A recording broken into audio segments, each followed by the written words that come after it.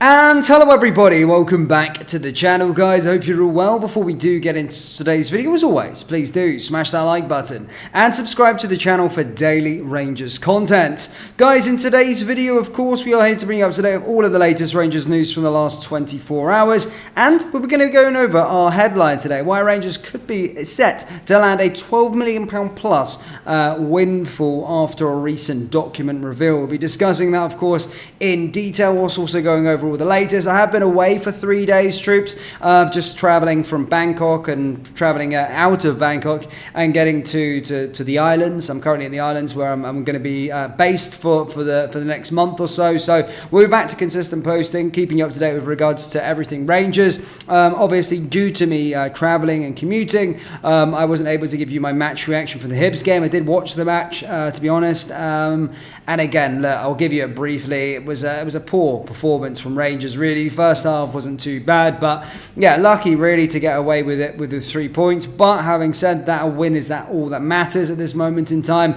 After that European away day, after an impressive input performance away from home in Europe, it was just important to come back with a European hangover and make sure that we get the win and win ugly, and we managed to do so, of course. Again, a few players getting a bit of criticism from that match, Cherney being one of them. And all I want to say to Rangers fans is be a little bit patient. I do think he looks like a good player, Cherney, to be fair. Sometimes I do think in the last couple of games maybe his decision making hasn't been that great and his finishing hasn't been that great, but look, be patient with him.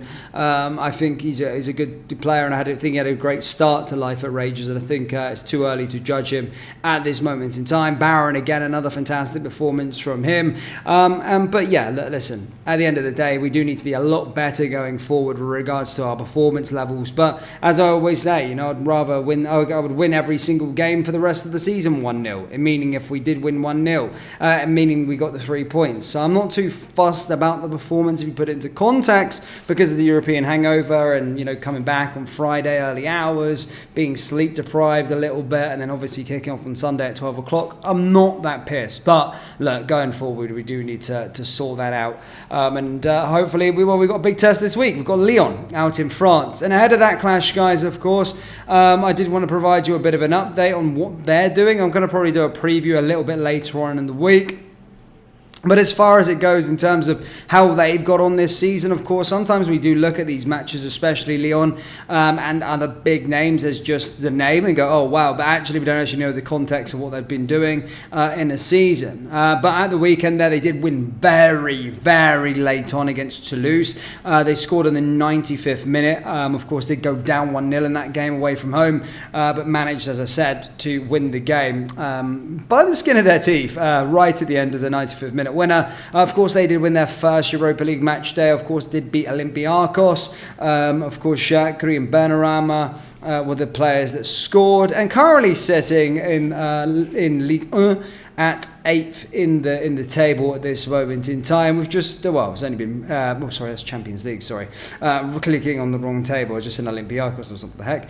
In Ligue 1, they're currently 11th in the table. They've played 6 match days and have got 7 points. So you can start to see that they started a bit inconsistent, but look, are starting to get all the wins. They started the season pretty poorly, losing to Reims and Monaco, but have picked up form, guys, and managed to beat Strasbourg, draw against Lens. Did lose to Marseille, but the last 2 games would suggest they are in pretty decent form. So, Lyon is the next one for us, ladies and gentlemen. And ahead of that, guys, of course, we are going back to Europa League action. Apparently, we could be said to earn more than £12 million if we manage to make it through to the knockout rounds of the Europa League this season, according to Football Insider.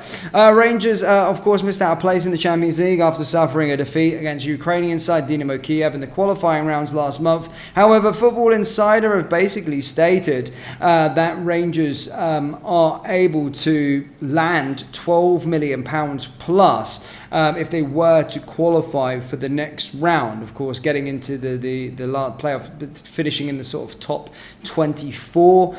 Basically, they will be in line for extra cash payments under the governing body's new value pillar system, which is split into European and non-European segments based on their coefficient ranking and marketing pool.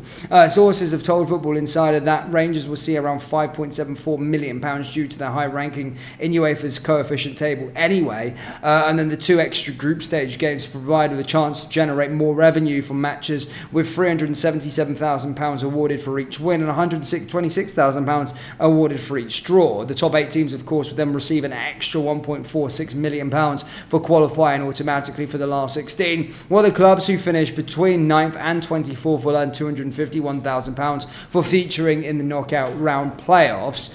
Basically, sources have told Football Insider Rangers will likely earn just over £12 million if they manage to make it through to the last 16 before ticket sales are included, although that is only just £5 million short of the £17.3 million they banked for reaching the Europa League final in 2022. It's considerably less than Celtic would generate for the Champions League this season. However, obviously missing out on the Champions League, it would prove to be a very big boost. And again, look, there is no secret about that. The Champions League was important for our finances. Just getting to that stage makes you a lot of money. And winning games against shit, as Celtic did last week, can generate you £2.9 million or £2.7 million. I can't remember. Literally just winning matches against pub teams, just playing in that competition. So that's how important it was actually been. In contrast, how much we earn for winning games in the Europa League is quite a lot less. But progression in the Europa League will make up for the stopgap of not reaching the Champions League, and Football Insider have, of course, reported the actual figures, and we could land up to £12 million if we do qualify from this league phase, which we do have a decent chance in doing so, I think. Again, look, getting off to a win was really important against Malmo, but look, let's see what happens after match day 2. Get another 3 points on the board at Ibrox. It could go a big way in us, in actually us qualifying. Of course, the last time Lyon were in town, we did end up losing the game. However, that year we actually did get to the Europa League final. So, yeah, it's funny how it works. But Lyon is next for the Glasgow Rangers. And then, of course, another game at the weekend. And it's just a rigorous period right now for us at this moment in time at Rangers. Just let me see if I've got anything else for you guys in terms of other stuff. In fact, I do. The Romanian FA president, Rezvan Bernalau, sorry for pronunciation, admits he is worried about Yanis Hagi's situation at Rangers, and he said that he's desperate for his countrymen to get a move from Ibrox.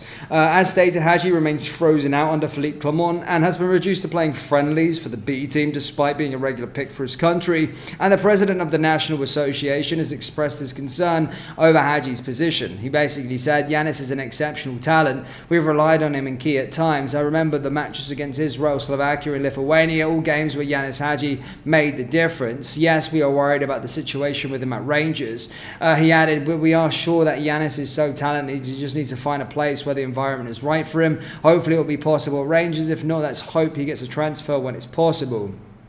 Hagi scored 2 goals in the last week's game against Huddersfield Town for the B team, and last played for Rangers in August last year before going out on loan to Alaves in Spain.